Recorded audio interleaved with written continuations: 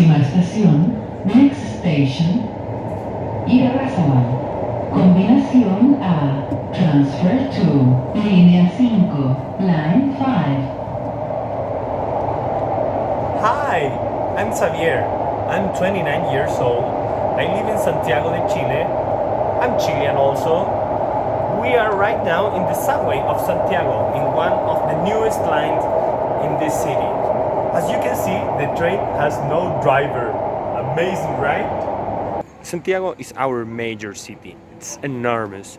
We have more or less like 7 million of people living here, but it's also a very modern city. We have plenty of services here. We have a very good transportation system. We have many parks around the city, as you can see.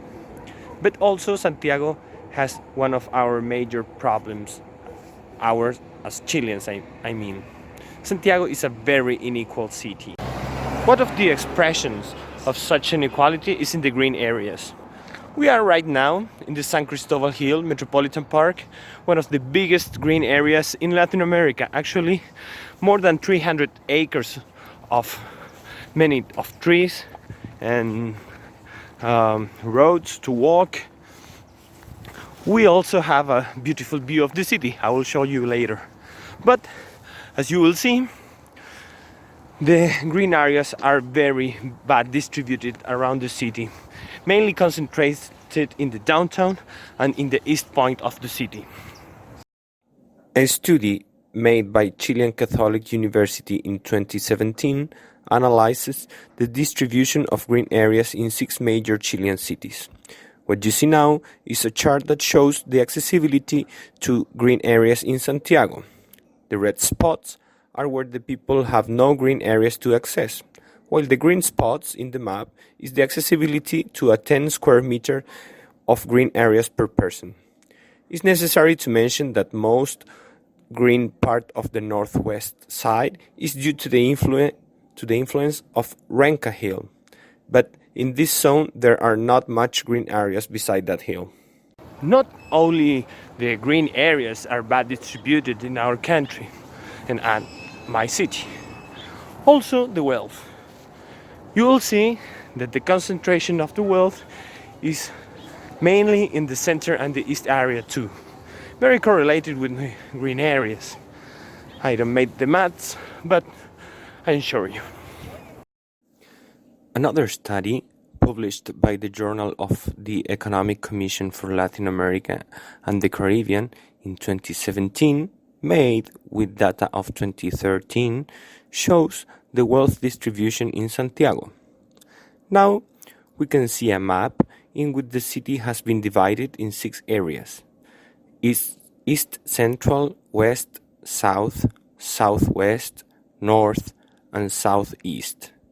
The East Central area is the one that concentrates most economic activities, while the others are mainly residential. In this table, we see the distribution of population between Santiago's areas and the income quintiles. The quintiles are groups of people in sets of 20% according to their income in this case, where 1 is the 20% of people with lower income and 5 is the 20% richest. We can see in the first line and the last column that the East Central area has 73% of people in the 5th quintile, while not other area reach the 20% of people in this quintile. It is a demonstration of Santiago's income inequality. Inequality is not the only problem of Santiago. Air pollution is a big issue here in the city. Lucky for us, yesterday was a rainy day, so today the air is quite clear. But not for long. Beside of what I said, Santiago is a very, very great city. Also, it's a very good to be visit, and very safe compared to the other cities in Latin America. I like it very much. You will find many services and place to visit. Also, a great city is a part of a great country. We here say that Santiago is not Chile, and you will find why. For example, if you came from other country, like Nico, my English teacher, he came from Canada, you will find that the weather here is quite great too.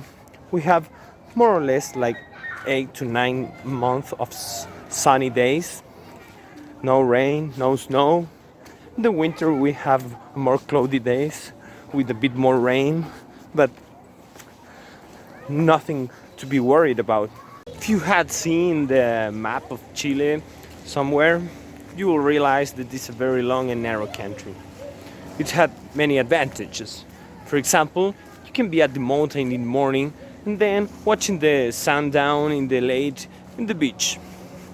You only need to travel more or less like 2 or 3 hours. Very funny if you want to do both. But also another advantages. For example, we have very marked weathers along the country.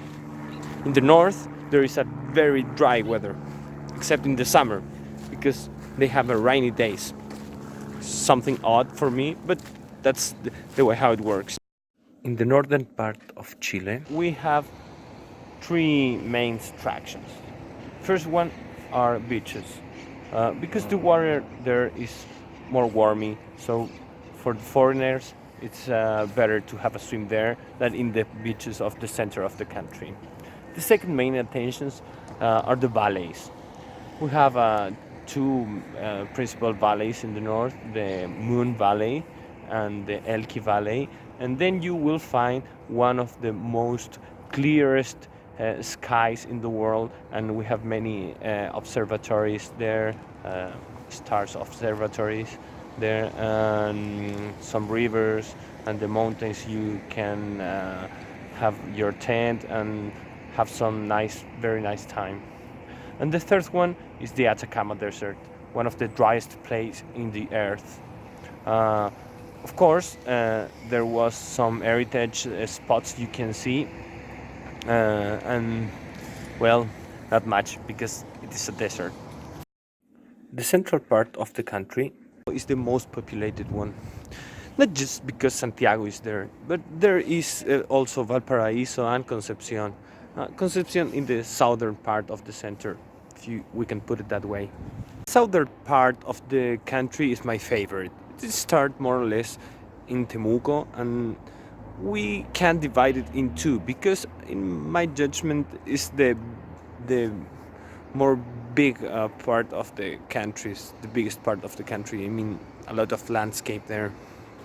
We can divide it in two. First, the little south, we can say it somehow, starts in Temuco and then it ends in Puerto Montt. And then the more magic part of the country, the extreme south part, and where the Patagonia is, very virgin forest, rivers, mountains, volcanoes, a lot of nature there. It's rainy and a lot of snow, but in my judgment, it's the most beautiful part of the country.